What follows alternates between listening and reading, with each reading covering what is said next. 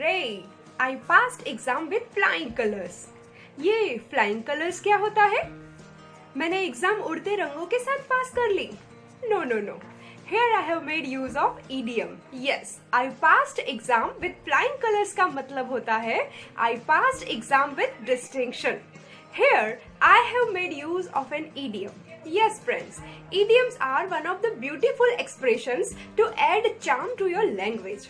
There are many ways you can improve your language, and one such way is using idioms. Idioms make language effective, impressive, flourishing, charming, and add colors to your language. तो शुरू करें? If I ask you, how is this lockdown period going on? Many of you might reply, oh, don't ask me, it's very boring, frustrating, I'm feeling unpleasant, uncomfortable, lonely. पूछो ही मत यार, बहुत खराब चल रहा है, इतना बोर्डम फील हो रहा है कि क्या बताऊं तुम्हें. If I have to make use of this in an idiomatic way, what would be my answer? I am climbing the walls. Yes, I am climbing the walls in this corona lockdown. Means I am feeling frustrated. This is an idiom of fear. ये एक ऐसा idiom है जिसमें एक तरह का डर दिखाया गया है. The growing numbers of corona cases are really giving me heebie-jeebies. मतलब इस तरह से जो केसेस बढ़ रहे हैं उसे सुन के मुझे बहुत ही ज्यादा एंजाइटी, फियर और अनकंफर्टेबल फील हो रहा है. The next idiomatic expression that suits your corona lockdown mood is look on the bright side.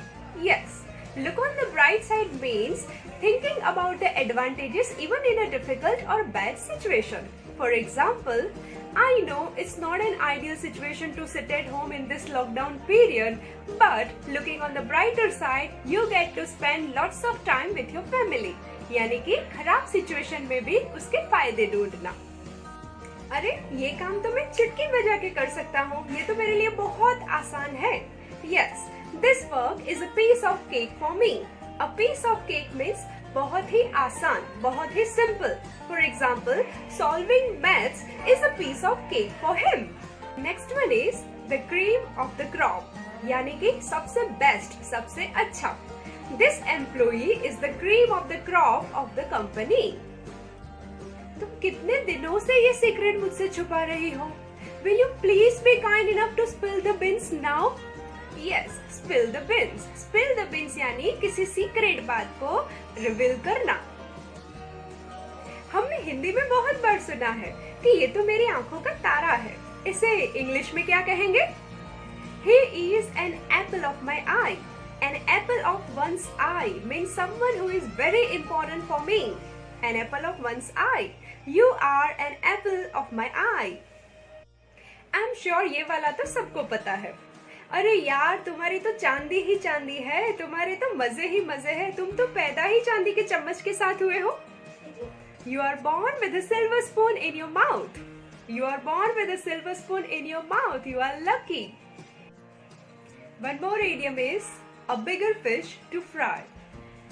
How can boss help you in such a petty matter? He has bigger fish to fry. वो कब तक आपको इन छोटे छोटे कामों में help करेंगे? उनके पास बहुत सारे इम्पोर्टेंट काम भी होते हैं. A bigger fish to fry यानी कि और भी इम्पोर्टेंट काम होना. Don't ask me यार, this dress cost me an arm and a leg. To cost an arm and a leg means to be very expensive. कोई चीज हद से ज्यादा महंगी होना, उसको बोलते हैं to cost an arm and a leg. This dress cost me an arm and a leg. आज पता है क्या हुआ? हमारे बाजू वाला लड़का लॉकडाउन में बाहर निकल गया. फिर क्या होना था? He was caught by the police and beaten black and blue. Black and blue, beaten very badly. ये ना अपने परिवार का सबसे निकम्मा लड़का है. अगर इसे मुझे इडियोमेटिक वे में बोलना हो तो He is a black sheep of the family. Yes, black sheep इस तरह के शीप थे जिनकी वूल ज्यादा काम में नहीं आती थी, इसीलिए वो यूजलेस माने जाते थे. तो ब्लैक शीप का मतलब होना है यूजलेस होना, किसी काम का ना होना, या अपनी फैमिली का सबसे डिसरेप्यूटेबल पर्सन होना. She got this opportunity accidentally. अगर इसे मुझे idiomatic expression में बोलना हो तो It came to her out of the blue. It came to her out of the blue means अचानक से आना, अचानक से कुछ घटित होना.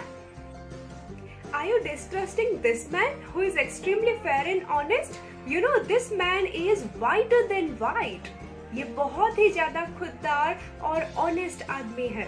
Don't distrust him.